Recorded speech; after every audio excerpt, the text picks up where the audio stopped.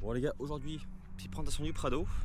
Donc il est là, j'ai tout déplié, la tente et le awnings, enfin le haut vent, pour vous faire voir. On va commencer rapidement par les équipements qui sont la tente et le haut vent. On sera fait, je pourrais la replier, parce qu'il y a beaucoup de vent. Et vu que j'ai pas déplié les ficelles pour que le haut vent tienne mieux, il risque de s'envoler je pense. Donc je l'ai mis un peu à l'arrache, c'est pas grave. Donc au niveau du haut vent, pas compliqué. Je vais vous faire voir ça. Donc c'est un petit haut vent Kings. Donc c'est très sympa ça quand t'as un 4x4 et que tu veux te poser quoi. Donc t'es à l'abri de l'eau, etc. C'est super cool. Donc tu le déplies, c'est pas compliqué, t'as deux tiges, tu les sors comme ça, tu les sors, tu les déplies, tu déroules ça, la toile avec ça, tu sors les pieds comme ça, pareil, c'est rangé pareil comme ça, tac tac. Donc très simple, très rapide à faire. Donc tu vois c'est pas compliqué. Voilà pour le petit Auvent Kings. C'est super pratique en vrai. Puis tu le replies là, puis ça bouge pas quoi. Tu le remets là-dedans. Faut bien le sécher, sinon après t'as de la moisissure comme il y a ici. Donc là faut le nettoyer je pense, ou je sais pas si ça reste à vie ou pas. Bon en tout cas ça va, il est quand même encore propre. Il est pas troué, il est impeccable. Donc ça c'est parfait. Au niveau de la tente, donc on est sur une tente OCAM. Donc je connais pas la marque là, donc je connais pas cette marque. Moi je connais que les marques ARB, les marques Kings. Après les autres marques je les connais pas, mais je crois que c'est une assez bonne tente quand même. Donc celle-ci est quand même moins bien je trouve que la Kings que j'avais sur mon Pajero. Parce que là elle est plus chiante à déplier tu vois. Faut lever le bout de plastique qui est sur vérin. Donc ensuite tu sors les pieds, tu déplies le sol, tac tu mets ta force et hop tu ressors un truc comme ça. Si tu vas dans la tente, t'as un arceau en alu que tu remontes comme ça. Je vais vous faire voir dedans après. Mais c'est un peu chiant à déplier comparé à la Kings qui se déplie comme ça. Donc je vais faire dans la tente à quoi ça ressemble rapidement. Je vais pas non plus aller dedans mais je vais faire voir ça. Donc il y a un petit matelas. Elle est quand même grande. Elle est quand même plus grande que la. Elle est quand même beaucoup plus grande que la Kings. Donc je sais pas si vous allez bien voir. Donc en gros là t'as l'arceau que je te parlais. Puis voilà quoi. Donc il y a de la place pour dormir à 3, je pense en vrai dedans il est quand même assez large et assez long le lit. T'as les petites aérations, enfin la tente elle est quand même bien en vrai. Donc voilà pour la petite tente, je vais la replier. Je vous mettrai une petite vidéo comment j'ai déplié.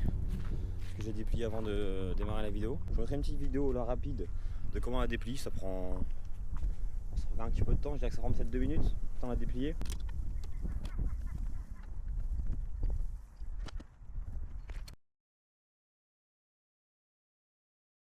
Donc, du coup on revient au 4x4, donc c'est un Toyota Prado 2005, donc c'est un 3 litres diesel, moteur D4D.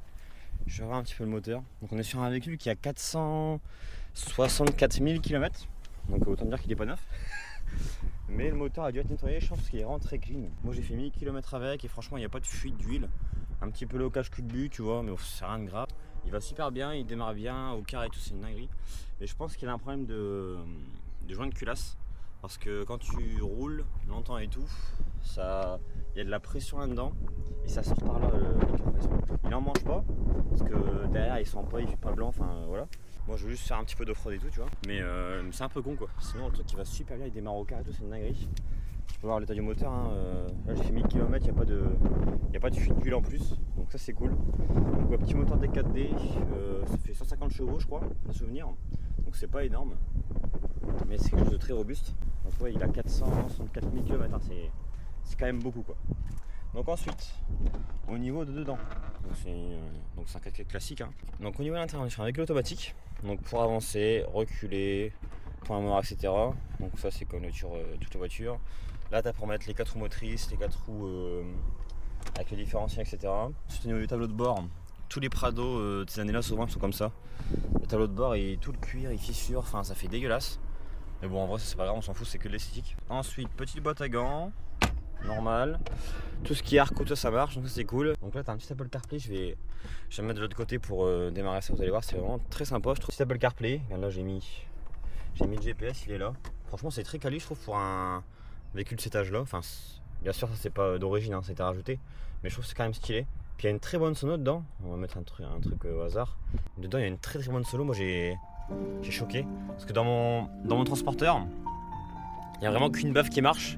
Et c'est vraiment de la merde. Mais là t'as les 4 qui marchent et t'as un très bon son. Franchement j'adore. C'est vraiment aussi mieux à conduire que le transporteur. T'es plus confort, t'es tranquille, t'as pas de vitesse, t'as un bon son. Enfin je sais pas, c'est vraiment niveau conduite c'est vraiment beaucoup mieux que le transporteur. Donc là on voit le kilométrage, on est sur du 464 000 km. Il n'y a aucun voyant moteur, c'est parce qu'il n'est pas démarré mais tous les voyants s'enlèvent. On a aussi 2 réservoirs, un de 90 litres et un autre de 80 litres en plus. Et ça c'est d'origine, c'est vraiment incroyable. Donc ça fait quand tu mets le plein, t'as genre 170 litres, donc c'est énorme. Quand tu passes à la caisse, je pense que t'as le seum quand tu mets le plein complet. Parce que tu fais 170 x 2, ouais, ça fait plus de 300 $, ça doit être assez effrayant à mettre le plat. Mais bon, sinon la voiture elle marche super bien. Mais je crois qu'on est sur une consommation d'environ entre 10 et 14 litres. Donc je trouve que c'est pas non plus aberrant pour un 4x4. Donc ça va. Petit volant Toyota, voilà, on est sur un intérieur que je trouve qu'il a pas tant vieilli que ça. On est quand même sur une voiture qui a 21 ans. Donc je trouve que l'intérieur est correct, hein, pour une caisse qui a 21 ans, ça va. Ce qui est cool aussi, c'est que tu as tout l'intérieur qui est genre gris foncé noir. Et je trouve ça très stylé. Moi j'aime bien, ça fait vraiment propre. Donc ensuite on a tout ce qui marche, etc. Je vais vous mettre en route aussi les grosses lights. Donc c'est là-bas, t'appuies sur le bouton. Et là mec, t'as tout qui marche, mec, c'est incroyable. Bon là bien sûr on est dans le jour, tu verras pas bien, mais t'as les 2 gros spots là, t'as celui là-bas en haut, ça fait mal aux yeux. Mais quand t'allumes ça dans la nuit, c'est une dinguerie. Franchement ça allume de malade. C'est une dinguerie. Aussi en équipement, en plus on a quoi? On a un petit schnorkel. Donc ça c'est sympa pour faire un peu d'off-road, tout ça, aller dans l'eau. Moi je vais pas faire ça non plus, hein, faut pas abuser. Moi je fais juste un petit peu de sable, un petit peu d'off-road dans la boue, etc. Donc au niveau de l'avant on a fini, on passe à l'arrière. Donc au niveau de l'arrière on est sur un truc classique, hein. Voilà, c'est un 4x4 normal. Donc on a un petit standard. Ouais, c'est ça. Voilà, tac tac, 3 sièges à l'arrière, le petit truc du milieu.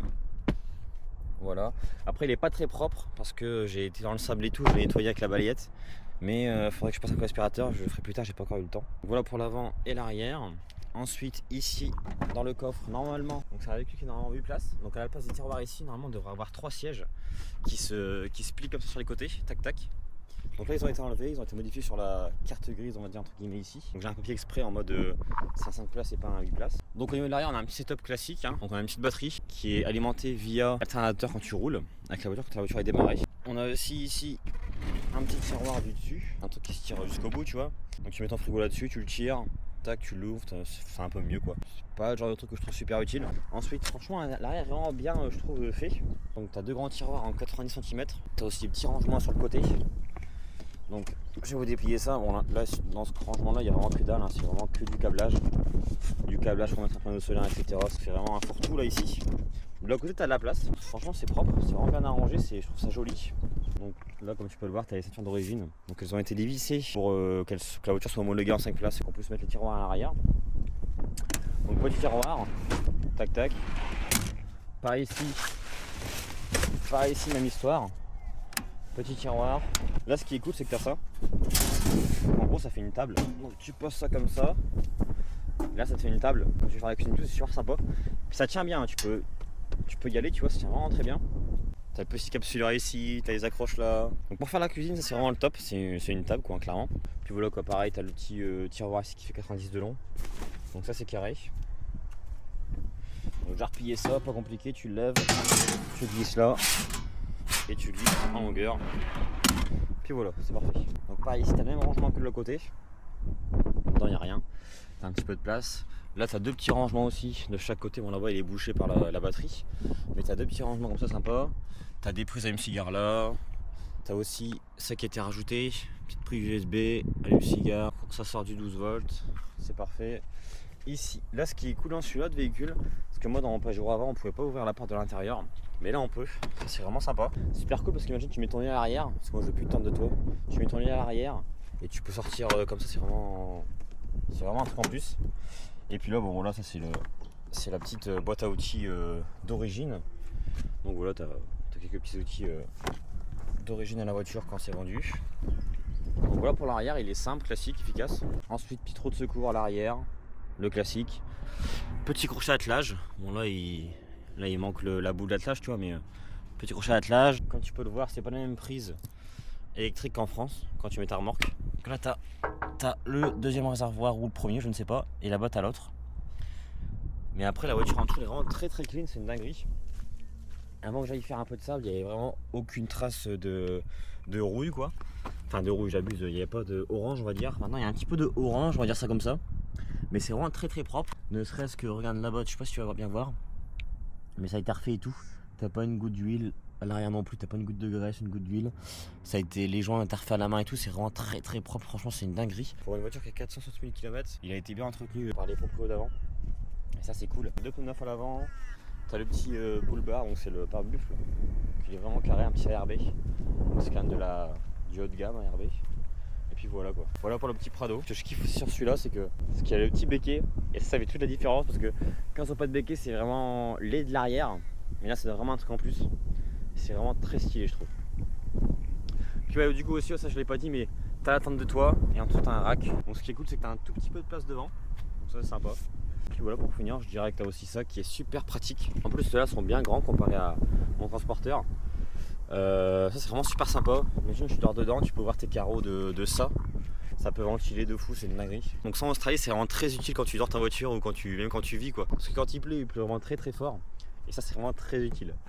Puis voilà, on a fait le tour. Hein. Moi j'aime bien le fait qu'il soit blanc.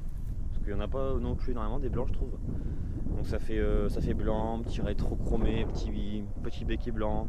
T'as les ailes qui sont quand même bien grosses, avec le pare-buf qui est gris-noir, le marche-pied qui est pareil, genre gris. Et puis les carreaux qui sont quand même teintés.